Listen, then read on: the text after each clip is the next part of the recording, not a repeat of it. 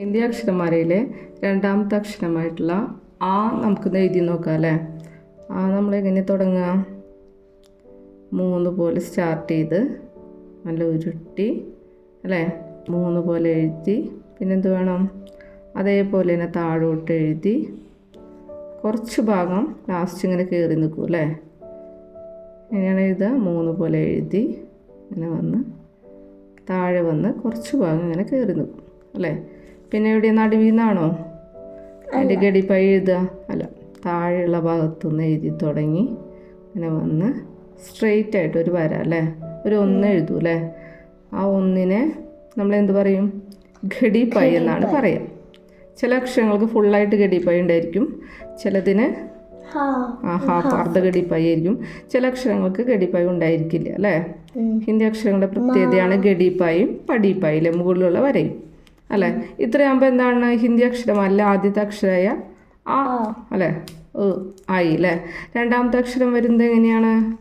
ഒന്നും കൂടി എക്സ്ട്രാ വേണം, ഇട്ട് കൊടുക്കുക അല്ലേ. അപ്പോൾ എന്തായിരിക്കും? ആ എന്നുള്ള അക്ഷരമായി അല്ലേ. ഇതിനെന്താ പറയുക? മറ്റൊരു പേരും പറയും, എന്താണ്? മാത്രയാണ്. അതായത് അക്ഷരമാലകളിൽ എന്താണ് നമ്മൾ ആ എന്നുള്ള മാത്രയാണിത് അല്ലേ. മലയാളത്തിലാണെങ്കിൽ നമ്മൾ എന്ത് ചെയ്യും? എങ്ങനെയാ? ഇങ്ങനെ ഒരു ചിഹ്നം ഇടും അല്ലേ, ഇല്ലേ? ഇങ്ങനെ ഇടുന്ന കണ്ടിട്ടില്ലേ? എന്താണ്? ഇപ്പം മാ എന്ന് എഴുതുകയാണെങ്കിൽ മാ എഴുതി ആടെ അപ്പുറത്തായിട്ട് മാ എന്നൊക്കെ എഴുതുമ്പോൾ അങ്ങനെ ചിഹ്നം ഇടും അല്ലേ നമ്മൾ. ആ ചിഹ്നമാണ് ഹിന്ദിയിൽ ഈ 1 പോലത്തെ വര അല്ലേ.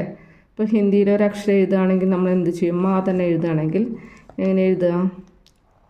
മാ അങ്ങനെ എഴുതി അല്ലേ, അങ്ങനെ വന്ന് അല്ലേ, മാ ഇങ്ങനെ എഴുതി തുടങ്ങുക, അങ്ങനെ എഴുതി അല്ലേ. വ്യഞ്ജനാക്ഷരമായിട്ടുള്ള മാ ഇങ്ങനെ എഴുതുക അല്ലേ. ഇതെങ്ങനെ വേണം? ഗഡിപ്പൈ വരും അല്ലേ.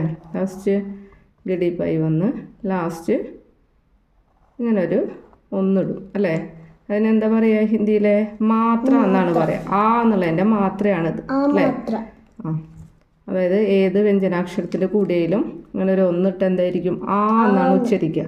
സ ന ല മാ അല്ലേ. മാം എന്ന് എഴുതുമ്പോൾ ഈ വരയും ഉള്ള ചന്ദ്രക്കലയും ബിന്ദിയും വരും അല്ലേ. മാല എന്നൊക്കെ എഴുതുമ്പോൾ ഈ ഒരു വര വേണം അല്ലേ. അപ്പോഴാണ് ഇത് എന്താ പറയുക? ആ എന്നുള്ളതിൻ്റെ മാത്രയാണ് ഇത് അല്ലേ. എന്ത് വേണം? മുകളിൽ പടിപ്പൈ വരയ്ക്കണം അല്ലേ. പടിപ്പൈ ഇതുമ്പോൾ തൊടാൻ പാടുണ്ടോ സ്റ്റാർട്ടിങ്ങിൽ? ഇല്ല അല്ലേ. ആ എന്നുള്ളതിൻ്റെ പടിപ്പായി ഇങ്ങനെ മുകളിൽ വരയ്ക്കണം. അപ്പോഴാണ് ആ എന്നുള്ള അക്ഷരം കംപ്ലീറ്റ് ആവുക അല്ലേ.